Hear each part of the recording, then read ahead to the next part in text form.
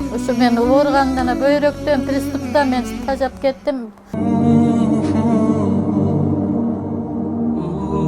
Assalamu alaikum wa rahmatullahi wa barakatuh. Hormatly musulman bir tuğanlar. Sizlerge Allah'ın tinçligin, mehrimin qalap, al-Jardam Qayrımdılık fondu.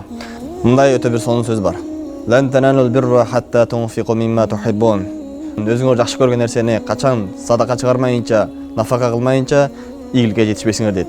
Ошондон мына биз азыркы таманасында бейиши болгон 5 баланын тарбиялоочусу болгон эненин жүрөгүнө жылуулук, жүзүнө жылмай тартылганга сиздер менен себепчи болобуз.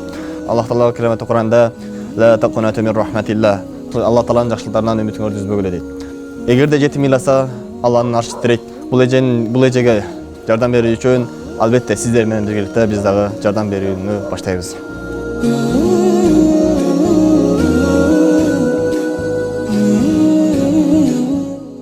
Мынакей өзүңүздөр көрүп тургандай, Жумагүл эжебиздин үйүнө келип отурабыз.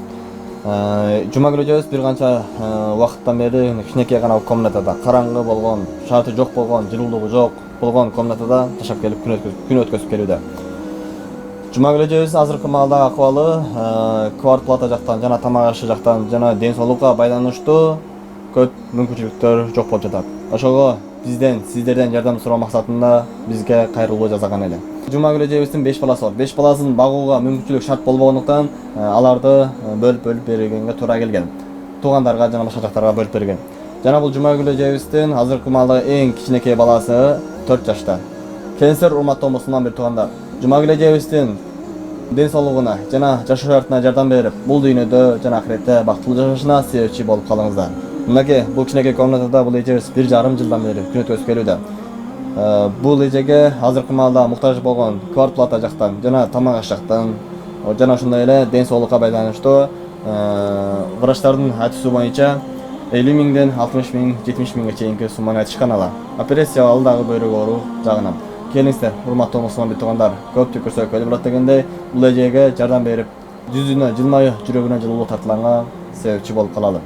Мен ушу 4 баламды жетим калтырбайын деп сиздерден жардам сурап атам. Ошо мен Кудай буйрса балдарымдын өз кучагыма эле алып туруп, балдарым менен бирге жашайын деп аракет кылып атам. Мен ошо кичине жетишпестин айынан ошо эми сиздерден калай калкым, сиздерден жардам сурайм, аябай элечи.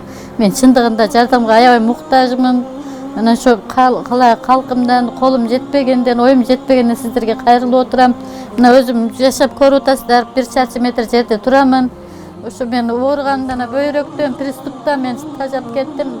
Кайерге барсам эле приступум кармап калат, кайерге барсам эле бөйрөгүм ооруп, отказ берет, ошентип эле кыйналып калып атам. Мен да балдарым үчүн жашагым келет, балдарым да мен үчүн жашагысы келет. Ошо балдарымды ыйлатпайын, сыктатпайын деп, өз боорума алайын деп мен да аракет кылып атам. Ошого сиздер да салымыңыздарды кошуп, мага жардам берип коюшуңуздар Кудайдан күнү түнү тилеймин. Алла шифасын берсе, айыгып жакшы болуп кетем деген ниеттемин. Сиздерден көп суранычым ошо.